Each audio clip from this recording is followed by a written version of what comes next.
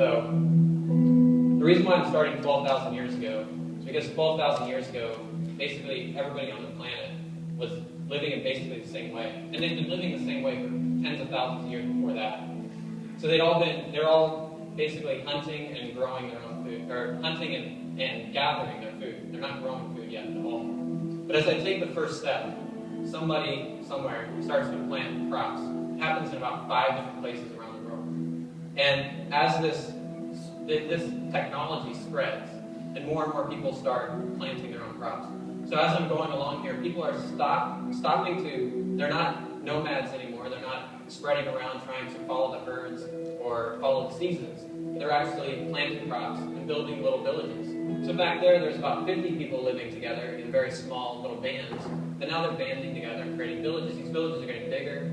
By the time I'm almost halfway to the end of the stage, 6,000 years ago, we have towns and really emerging cities. By the time I'm up to 5,000 years ago, we have cities that are as big as 50,000 people. So we're heading into like Harappa now, if you're familiar with different civilizations. And as we head now into Egypt and Sumeria, you get the first like inklings of writing, like the first little bits of writing, but it's not yet alphabetic, it's still symbolic. And now we head into, Phoenicians, and you start getting alphabetical writing. As we walk through here, you're in Sumeria, Babylon, Rome, or Greece, then Rome. And then I've just got 2 steps left. I'm going to go ahead and take a step here to the last step. So I've just got 1 step here. And at the beginning of this step, virtually everything you take for granted doesn't exist. So there are no schools. Everything that we're talking about today really doesn't exist. There are a handful of schools, but they're nothing like what we have today where everybody's going to school. There's no, the printing press has just been invented, so most people can't read and write. And just in this last step, virtually everything you take for granted comes into existence. Widespread literacy, most people going to school, the Industrial Revolution, all the technology, so cars, trains, and planes, and all your PC devices and so on.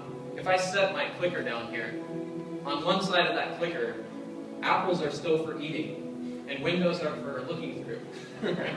And on the back side, we know where apples and windows go from there.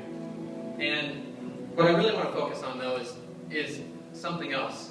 In this last step, there are 3 questions that almost nobody asked all along here. Almost nobody asked it. But in this last step, by the end of the last step, everybody's asking these 3 questions. And they come to us with these 3 questions in mind. And these 3 questions are, who am I? What am I going to do? Am I going to make it? For the rest of this history, everybody just kind of knew who they were because they were who they were related to. They knew who they were by their position in society. They knew what they were going to do because they're going to do what their parents did.